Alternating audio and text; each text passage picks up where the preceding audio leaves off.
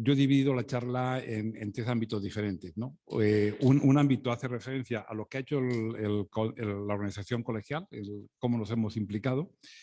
En segundo lugar, el por qué. Y luego también en qué es lo que va a venir, que yo creo que ahí es donde tendríamos que poder hablar o bueno, debatir o poder de alguna manera participar todos los participantes, ya sean presenciales o online, ¿no?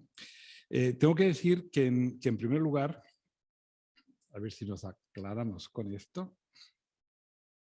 Sí, que en primer lugar, cuando se dio el tema de la alarma, se dio el confinamiento, una de las conciencias que tenía la organización colegial era la falta de recursos que había. Y es por ello que lo que se realizó, que lo que se hizo, fue poner a disposición.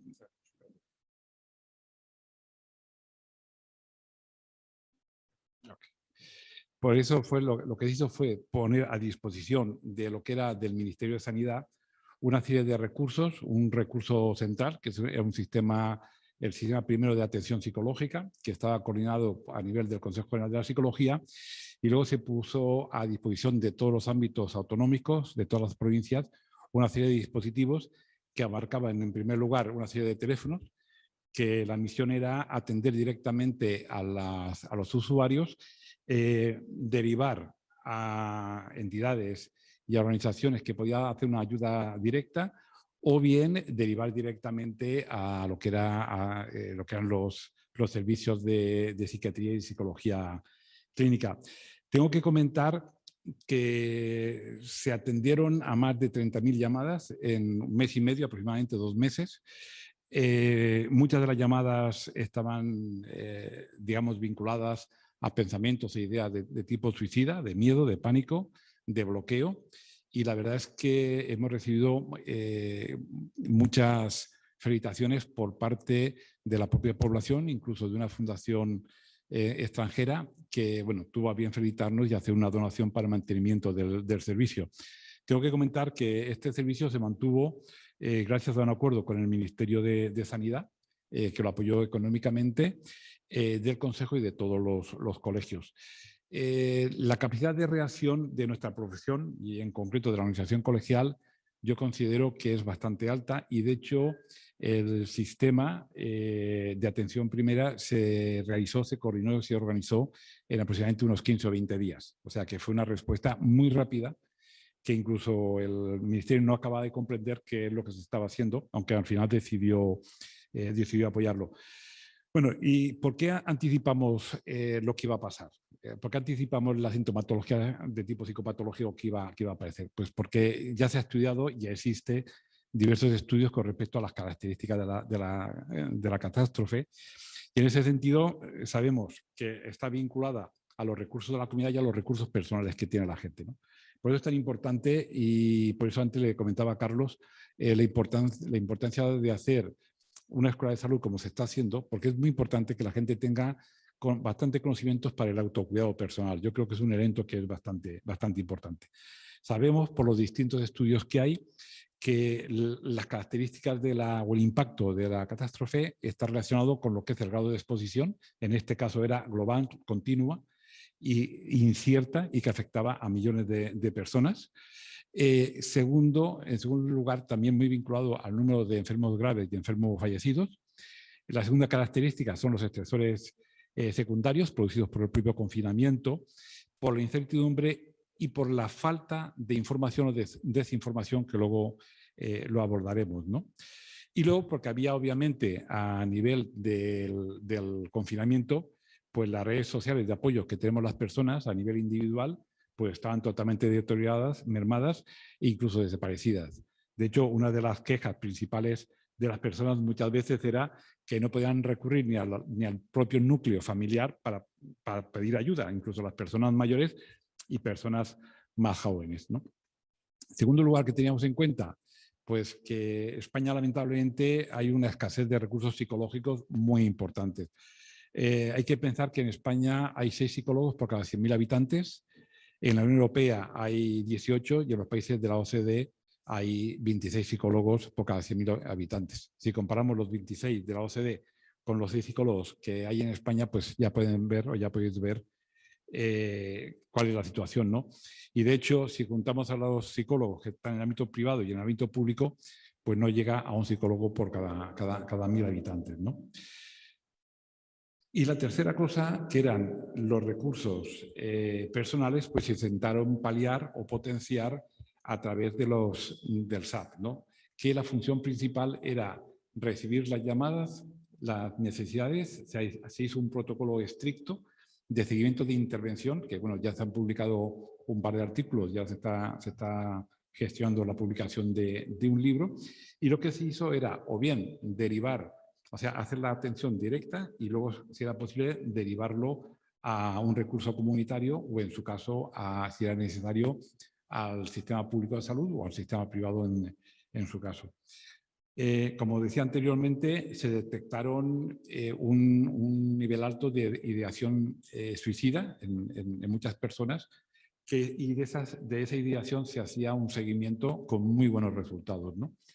No puedo daros datos concretos porque no los tengo aquí, pero bueno, están publicados y se pueden ver.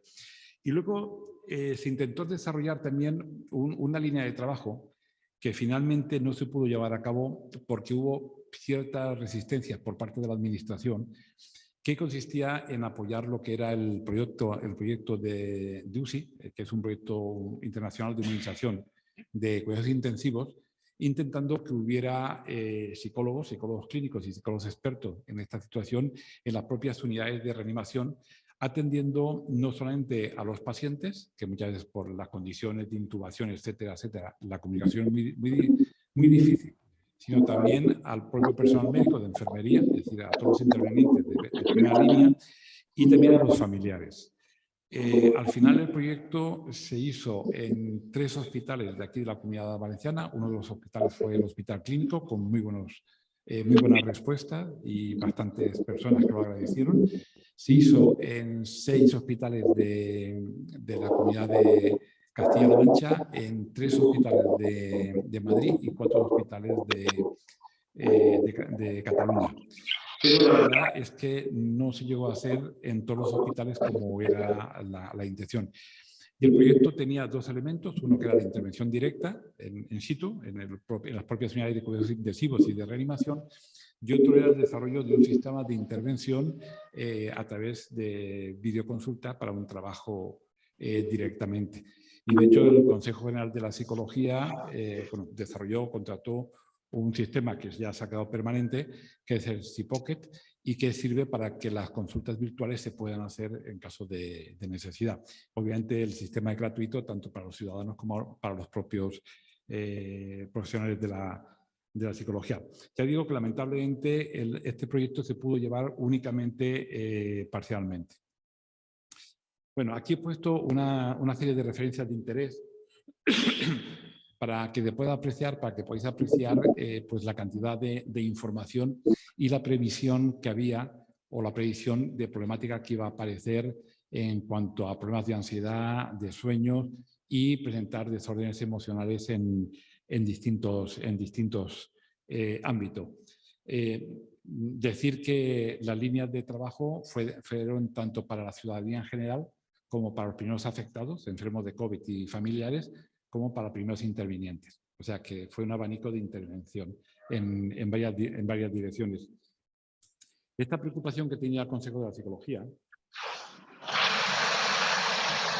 se ha visto refrendada, y digo la preocupación, en todos los estudios que se han ido realizando, ¿no? Pues, por ejemplo, en la investigación de SANI-COVID-19, que lo hizo el Laboratorio de Psicología de Trabajo y Estudio de la Seguridad de la Universidad Complutense de Madrid, y que se hizo sobre 1.243 sanitarios, se ve claramente, si bien es un estudio centrado en el ámbito de la Comunidad de Madrid, porque el 90% de los profesionales sean de la propia comunidad, se pone a apreciar ya el aumento de sintomatología, de cuadros de tipo psicopatológico en distintas, digamos, áreas, ¿no? Pues, por ejemplo, el 53% están con síntomas de estrés postraumático, un 79,5% presenta sintomatología de ansiedad. Y aquí, cuando hablo de sintomatología, a mí me gustaría diferenciar y esto es una línea en todos los datos que les voy a comentar, es que no necesariamente se tiene que configurar un cuadro psicopatológico para que las personas estén mal. Y eso es importante tenerlo en cuenta. Es decir, de los datos que aparecen, hay un porcentaje variable de personas que presentan un cuadro sintomatológico, como puede ser un trastorno de ansiedad generalizado o un cuadro de depresión mayor, y hay otra serie de sintomatología que, sin llegar a configurar realmente un cuadro clínico, pero que da un gran nivel de disconfort o de problemática no solamente al individuo que lo padece, sino también al contexto familiar o social-laboral donde se desarrolla, ¿no? Como pueden ver en las transparencias, un aumento muy importante de síntomas depresivos. Yo quiero remarcar aquí el síndrome de estar quemado, que afectaba extraordinariamente a todo el personal médico y a todo el personal de enfermería, que estaban en UCI y en reanimación, pero también en otras unidades que, sin estar preparados directamente o siendo expertos en el ámbito de cuidados intensivos y en el cuadro de reanimación, tuvieron que asumir funciones deprisa y corriendo para poder salvar vidas humanas, ¿vale? Como me comentaba un compañero, decía, yo puedo, porque es así, la labor del médico intensivista o de reanimación, tener una cadencia de personas que pueden fallecer, pero no todos los días y en tal porcentaje, ¿vale? Eso, sin lugar a dudas, pues está llevando y llevará a consecuencias muy negativas que Pilar y yo sabemos que es lo que va a pasar, ¿no? También se han hecho otros estudios, por ejemplo, en este caso se hicieron diversas unidades sobre 6.700 pacientes de la población general, y se puede decir que prácticamente los datos que van apareciendo pues están relacionados con los que he dicho anteriormente. Un aumento importante del malestar psicológico general, aumento que afecta normalmente más a mujeres que a hombres y que afecta también a personas jóvenes más que a personas mayores. Eso es importante indicarlo. Muchas veces cuando se habla de sintomatología, uno siempre acaba hablando de ansiedad, depresión y en este caso de estrés postraumático, pero se suele hablar muy poquito de otra serie de sensaciones o de sintomatología, como es la sensación de irritabilidad, la sensación de enfado, o como estamos comentando antes, lo que a mí me gusta decir como que ha habido una especie de desconexión en general. Parece que la realidad es que las cosas funcionan de una manera diferente. Yo puedo no tener muchos síntomas de ansiedad, pero la verdad es que la interacción es diferente, ¿no? Yo creo que eso todos los presentes se dan cuenta que es una cosa que está ocurriendo claramente. Y que posiblemente puede tener que ver con el tema de llevar las mascarillas y que eso dificulta mucho el reconocimiento, o hay que aprender a interpretar los gestos de las personas de otra manera, pero yo creo que va más allá. Pues, por ejemplo, en los pacientes que yo estoy viendo en el hospital clínico, hay un porcentaje muy alto de pacientes que tienen problemas de sueño, que no tienen sensación de agotamiento, pero que, por ejemplo, se están despertando a las 4 o las 5 de la mañana. Después de hacer el primer ciclo del sueño, se despiertan, están bien, pero la sensación es de disconfort, ¿no? O sea, que está apareciendo una sintomatología de tipo secundario que realmente está afectando, y ya están empezando a ver elementos o asociaciones que están empezando a estudiar esa sintomatología menor, pero que está ahí. Bueno, en general, lo que nosotros calculamos es que prácticamente había más de 4 millones de personas que estarían con sintomatología en distintos grados, ¿no? En ese sentido, pues se calculó pues eso, que un 9,5% de la población española lo iba a sufrir, y lo que se ha comprobado es que la sintomatología, los problemas psicológicos que más prevalencia han tenido, los pueden ver ahí. Tenemos los miedos específicos, trastornos adaptativos, trastorno de ansiedad, estrés postraumático, estrés agudo, episodios disociativos, que han aumentado bastante, los duelos complejos, que como dice Pilar, están apareciendo y van a aparecer, quiero decir, eso es, y luego la sensación del estigma y del burnout. Dejo lo de burnout para el final, porque muchas veces cuando las personas pensamos en el malestar, pensamos en el malestar de la persona. Pocas veces pensamos en que ese malestar repercute en un malestar familiar, por ejemplo, a la tasa de separaciones y de conflictos entre padres e hijos y entre parejas se ha disparado completamente. Entre otras cosas, porque muchas veces eso de hacer la recomendación, bueno, ya que vas a estar confinando, aprovecha para estar con la familia. Yo personalmente creo que eso no es así. Si yo tengo que estar 3 meses con mi mujer, con mis hijos o con cualquier persona íntimamente, es decir, muy relacionado, es importante tener espacios para cada uno y seguir una rutina lo bastante normal. Pero yo hacía referencia en este caso a la repercusión que va a tener todo lo que estamos viendo en el número de bajas que van a haber y cómo va a repercutir en el sistema de salud y en el sistema social. Por ejemplo, el nivel de personal sanitario que está acudiendo a tratamiento psicológico en los centros de salud mental es alto. El número de facultativos de atención primaria que está acudiendo a las consultas es alto. Es decir, que no va a ser un pico en V invertida, sino que es un pico que se va a mantener en el tiempo y que posiblemente coincidirá con otros picos de otras problemáticas, tanto personales como sociales, como puede ser la problemática económica que se va a presentar y de trabajo, ¿no? Si centramos esos estudios aquí en la Comunidad Valenciana, el grupo Kairos hizo un estudio que estuvo centrado específicamente con el personal sanitario. Luego se hizo un estudio comparativo con profesiones no sanitarias y para ello se contó con todas las corporaciones, con todos los colegios profesionales, ¿no? Se contó obviamente con psicología, dietistas, fisioterapia, veterinaria, enfermería, ópticos y farmacia. Se echa de menos que estuviera la profesión médica, pero por distintas razones no se pudo realizar, ¿no? Los datos que aquí aparecen están sobre el 37% de la sintomatología, del 100%, el 37% presenta sintomatología depresiva que configura ya un cuadro de tipo psicopatológico. En estas transparencias no están la sintomatología menor que pueda aparecer.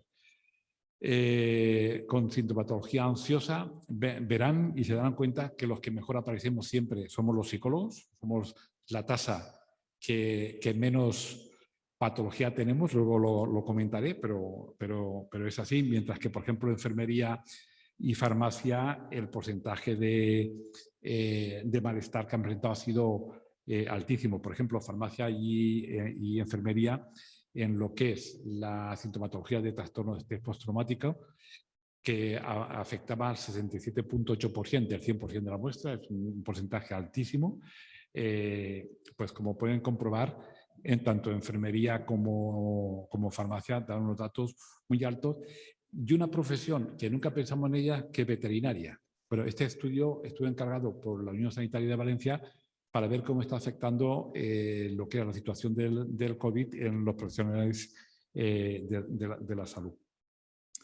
Otro dato que tenemos es los índices de discapacidad, que aquí lo tenemos sobre el 100% de la muestra y vemos cómo el índice de discapacidad a lo que es enfermería puntúa muy alto, y que si cogemos la parte de la muestra que realmente presenta sintomatología como cuadro, que es el 65%, pues farmacia y enfermería realmente se llevan la palma. Aunque en general, como pueden ver, casi todos los profesionales de la salud han tenido un nivel de sufrimiento bastante importante.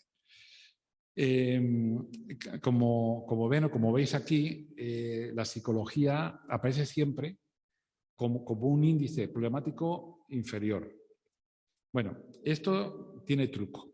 ¿En qué sentido?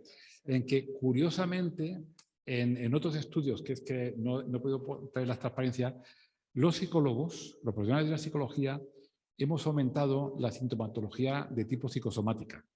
Digamos que tenemos un mejor análisis cognitivo de las cosas, un mejor análisis emocional, pero la repercusión está impactando más en ámbito psicosomático que en otro tipo de ámbitos.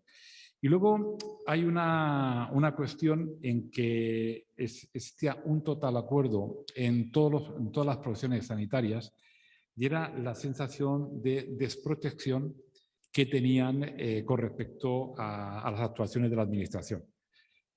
Todas las profesiones se han quedado con la sensación realmente de que no se han sentido cubiertos o protegidos por la propia administración, tanto a nivel de EPIs como a nivel de información, como incluso a nivel de los programas de vacunación.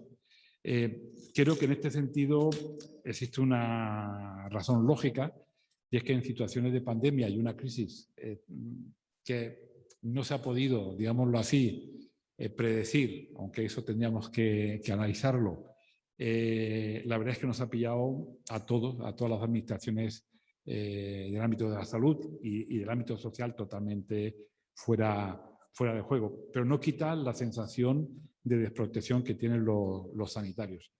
A todo esto, que habla de sintomatología, de psicopatología, de síntomas psicopatológicos, de problemática emocional y de conflictos tanto personales como en el ámbito familiar, se va a añadir en los próximos meses el impacto que va a tener sobre los servicios profesionales. En este caso es un estudio que realizó la Unión Profesional a través de los distintos consejos generales de España y que se prevé que la tasa de paro, no solamente a nivel de empresas, sino a nivel de profesionales, va a ser bastante alta. Y es lógico, es decir, conforme los recursos económicos individuales bajan, pues la búsqueda de ayuda se complica, ¿no? A mí me gusta decir que la búsqueda de ayuda consiste en dos factores, en tres. Uno, que el sistema público tenga los recursos necesarios, y en el caso de la psicología pues son muy poquitos. Segundo, la capacidad económica que puede tener la persona o el núcleo familiar. Y tercero, que es muy importante, de la propia conciencia que tenga la persona de que está mal. Porque con mucha frecuencia, contra peor está la persona, tiene menos capacidad para pedir ayuda, tiene menos recursos reales para darse cuenta que está mal y poder solicitar ayuda, ¿no? Esto hacía referencia a las acciones que se han hecho, cómo está la sintomatología y, y lo que yo creo que nos viene, ¿no? Y que va a cambiar, sin lugar a dudas, el paradigma de funcionamiento de nuestra sociedad. He traído también a la colección un par de temas o un par de cuestiones que a mí, que quería señalar, ¿no? Hay un artículo de Francisco Moreno sobre las epidemias que han cambiado el mundo y, bueno, se puede bajar de Mediagraphic. Pero me llama la atención el enfoque que hace, ¿no? Y es un enfoque que yo creo que es bastante lógico, no en el sentido que le da, pero yo creo que sí que es bastante lógico. En el sentido de que los seres humanos siempre valoramos que los cambios que han habido en los sistemas sociales se han debido con mucha frecuencia a guerras, o se han debido con mucha frecuencia a intereses o luchas de clases o por cuestiones de poder o por motivos personales como puede ser la avaricia o como puede ser la envidia. Es decir, en los libros de historia se marca que los cambios sociales son muchas veces algo que conscientemente realizamos los seres humanos porque luchamos para un cambio mejor, ¿no? Y una de las cosas que dicen los autores es que, que las plagas, las pandemias, han cambiado con mucha frecuencia lo que es el estatus y lo que ha sido el sistema social, ¿no? Hay algunas cosas que obviamente yo no estoy de acuerdo, como que muchas veces la naturaleza, y eso es una de las falacias que hoy en día están, como si la naturaleza tuviera la intención clara de regular la población. Yo creo que eso no es así, obviamente. Las pandemias aparecen porque se dan una serie de condiciones sociales, personales, de contexto, que hace que aparezcan. Pero me llama la atención el punto de vista de este autor. Y sí que es cierto, y bueno, se puede coger cualquier biblioteca y se ve que a lo largo de la historia de la humanidad han existido claramente pandemias. Desde los tiempos de Egipto, aquí yo ponía el tema de Atenas o en Roma, ¿no? O hacía referencia al tema de las cruzadas, de la reconquista de Granada o en la guerra contra los otomanos en los Balcanes, ¿no? O en el caso de la guerra en Rusia. Es decir, las situaciones de pandemia van a estar, y lo que yo creo que tenemos que reflexionar, porque yo la propuesta final que voy a hacer es resaltar la importancia de la responsabilidad que tenemos las personas en las cosas que ocurren y que tenemos que tener conciencia y coger las riendas de nuestras propias vidas y de nuestra propia salud. Pero sí que es verdad que cuando han aparecido distintos tipos de pandemias, pues ha afectado bastante a lo que eran los imperios en ese momento. Por ejemplo, en el tema de Atenas, por ejemplo, en la época de la Grecia antigua, o sin lugar a dudas la peste negra o la peste bubónica, sí que hizo que a partir de la Edad Media hubiera un cambio de funcionamiento y se pasara de un modelo basado mucho más en concepciones más religiosas de la Iglesia a un modelo mucho más científico de análisis de las cosas. Entonces, eso es una cosa que yo considero que es real. Bueno, esto lo traía a colación de que tenemos que ser capaces de darnos cuenta que estamos en un círculo en que realmente las pandemias van a seguir apareciendo y que los conocimientos que tenemos hoy en día deben de servir no únicamente para pararlas. Yo creo que hay que hacer un reconocimiento a la profesión médica en general y a la profesión de los psicólogos y de enfermería. En este caso me refiero a la profesión médica, dado que han investigado uno a uno, en grupo, independientemente de las farmacéuticas, para desarrollar las vacunas lo antes posible. Yo creo que es un logro que en un tiempo mínimo hayan aparecido las vacunas. Yo creo que eso es así. Pero también deberíamos de aprender que debemos de tener algún sistema que permita, si no predecir, si al menos estar preparados para lo que viene. Porque es verdad que en los últimos 10 años han aparecido mini pandemias que venían algunas de China o de otros sitios. Es decir, y bueno, yo creo que es una cosa que tenemos que aprender. Y dentro de eso que tenemos que aprender, deberíamos de tener en cuenta el papel de la psicología en todo el ámbito del control de las pandemias. Me vais a permitir una reflexión que es puramente mía y que me gustaría que se entendiera bien, ¿no? Porque yo alguna vez, hablando con compañeros y hablando yo decía, bueno, es que la pandemia, que no el virus, es un problema psicológico. Y obviamente cuando uno dice eso, pues le echan piedras y le tiran piedras, ¿no? ¿Qué es lo que quiero decir con eso? Obviamente no es un problema psicológico. La cuestión es que lo que sí que está demostrado es que es el vector del comportamiento humano es el que acaba transmitiendo la pandemia. Es decir, si el comportamiento humano no se ajusta a las recomendaciones que dicen las autoridades sanitarias, como lavarse las manos, aprendizaje de autocuidados, etcétera, que depende normalmente del sistema del refuerzo que tienen los sujetos desde pequeño, de una serie de patrones que uno va aprendiendo, pues es complicado. Decirle de pronto a un grupo de personas, mire, pues usted se tiene que lavar las manos. Si a lo mejor el señor ese no tiene agua en casa, por poner un ejemplo, pues es muy complicado que se vaya a la fuente a coger el agua y traerla en un cubo. Es decir, que hay cuestiones que tenemos que tener en cuenta. En todo caso, mi amigo Pablo Vera Villarreal, él está en Chile y ha trabajado bastante en el ámbito de salud. En uno de los artículos, él comentaba que nunca se tiene bastante en cuenta los 3 elementos que la psicología maneja, ¿no? Que es el nivel del comportamiento, el nivel de las cogniciones, de los pensamientos, que regulan parcialmente al menos, no solamente las emociones, sino también lo que es el comportamiento, y de las propias emociones.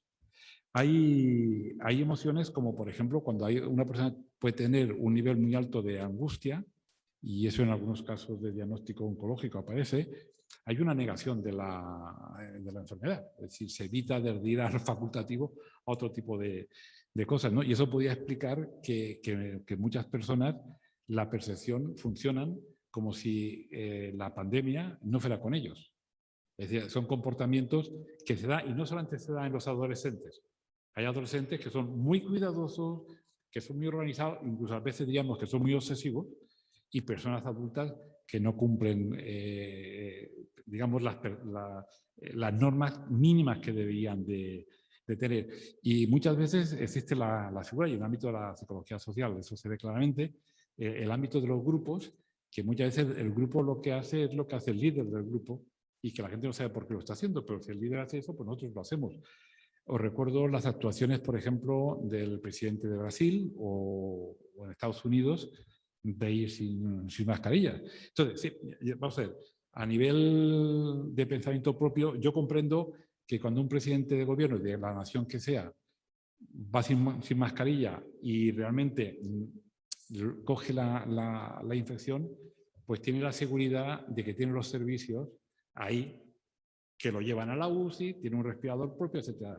Pero con el perdón, Pepito Jiménez, que es un señor de la calle, que por aprendizaje vicario ve eso y lo hace porque lo cree, no va a tener una unidad personal de UCI para poderlo sacar. Entonces, eso debía de tener muy en cuenta.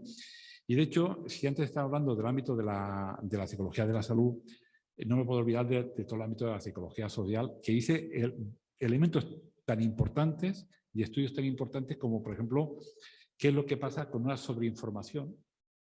Yo estoy seguro, no sé si muchas de las personas que estáis, y os tuteo aquí presentes o que están conectadas, no sé si alguna vez habéis apagado la televisión porque estéis ya cansados de la información.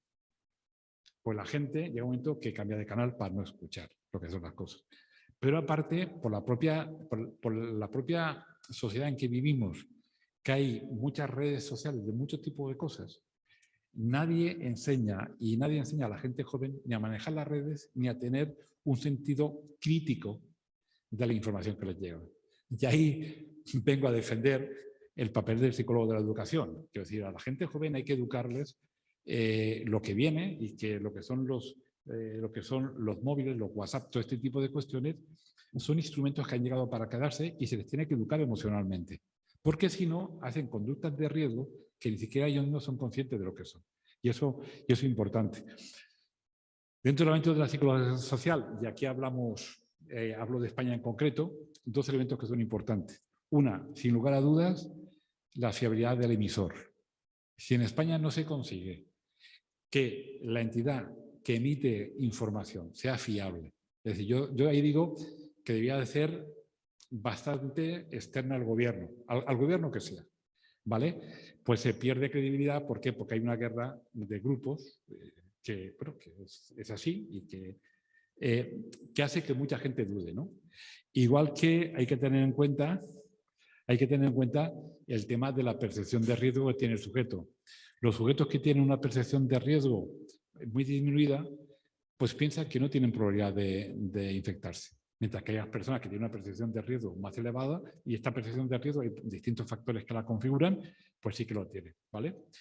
Y por último, comentar que es necesario que nos demos cuenta de la insuficiencia de recursos que tiene el sistema público de salud y el sistema de la intervención social.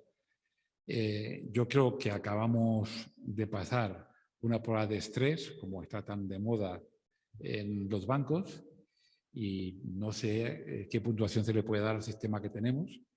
Desde luego, yo creo que la prueba de estrés, el sistema de salud de España ha sufrido mucho y va a seguir sufriendo, pero creo que es que en el ámbito de la intervención social lo que viene, considero que no está preparado para lo que viene. Y no me refiero a las colas del hambre, me refiero a lo que va a pasar en todos los niveles. ¿De acuerdo?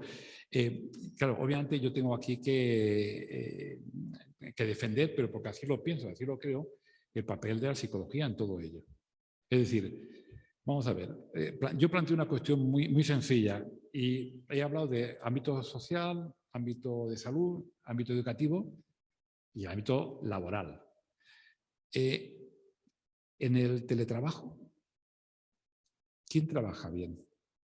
Yo no dudo que seguramente ha venido para quedarse, pero aquella persona que tenga una estructura de personalidad que sea obsesiva y con dudas, yo os puedo decir que tendrán una tasa de asentismo laboral alto, porque las personas que tienen esa estructura están trabajando 12 horas diarias y se levantan para comprobar. Entonces, por eso es necesaria ahí una legislación, pero real, que proteja al trabajador que trabaja desde su casa.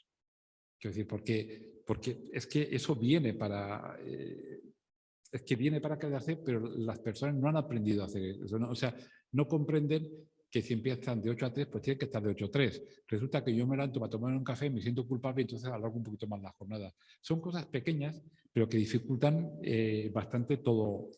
Por eso haría falta programas para adaptar a los trabajadores a lo que es el ámbito de teletrabajo, ¿no?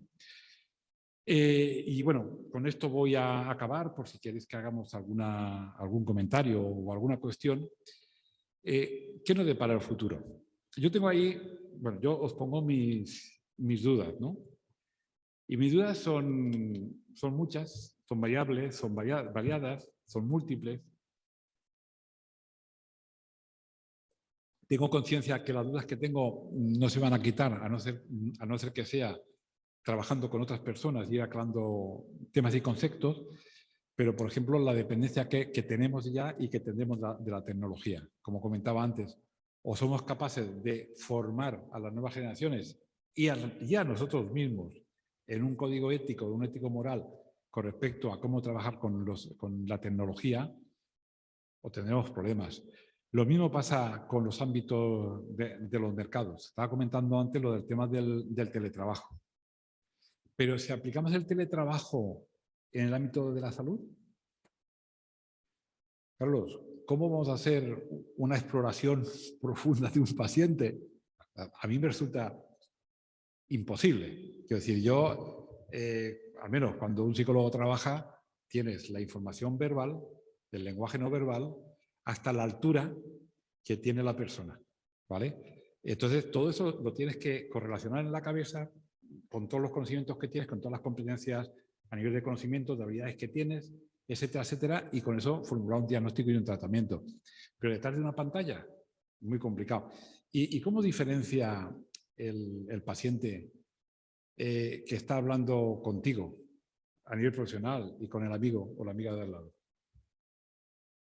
A mí han habido consultas de algunos profesionales, no específicamente de la psicología, que cuando han empezado a trabajar decían, oye, ¿y cómo trabajo yo que mi paciente esté con Albornoz o esté con unas condiciones poco adecuadas, ¿no? Es uno de los problemas que tenemos que vamos a tener en cuenta. Tenemos el riesgo del incremento del individualismo. Hablando con el tema con comisiones obreras, yo les comentaba, si el teletrabajo puede ser una forma muy adecuada de trabajar para ciertas personas. En Europa, en un estudio que hizo José María Peiró, se calcula que hay un 5% únicamente de personas que trabajan como teletrabajo por objetivos y que son mandos altos, no son trabajadores de base. Pero, ¿qué van a pasar con los sindicatos? Yo se lo planteaba a comisiones obreras, porque lo que es la vinculación, o sea, lo que es el perfil de trabajador, de vincularme como trabajador, va a desaparecer. Es otro modelo de funcionamiento. Obviamente, los cambios que vienen pueden tener una importancia positiva en los cambios climáticos, pero también hay otros medios. Y para terminar, yo querría meter el tema del recogimiento espiritual. Cuando hablo de lo espiritual, no hablo como un modelo de una religión determinada, ya sea budista, católica, no estoy hablando de eso. Hablo de la tendencia, que yo creo que sí que existe en todas las personas, en todos los seres humanos, de esa tendencia o esa dimensión más espiritual que trasciende el aquí y ahora y va más para allá, ¿no? Yo creo que una de las cosas buenas que se va a desprender de lo que estamos viviendo, dentro de lo malo que es que por fin empezamos a pensar en la tercera edad. Porque la realidad es que las personas mayores estaban abandonadas. Esa es la realidad. Es decir, se vivían como una carga.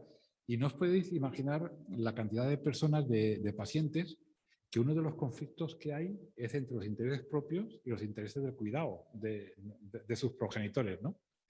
O sea, que nos espera una época que yo considero que es muy interesante, ¿no? Hay un proverbio, no recuerdo si es chino o japonés, que viene a decir algo así como procura vivir en tiempos interesantes, pero no tan interesantes como lo que está pasando. Muchas gracias y bueno, yo pienso que lo que nos depara el futuro depende de la responsabilidad de cada uno y de que seamos capaces realmente de poner en marcha lo que pensamos para el bienestar de los demás. Muchas gracias por su atención.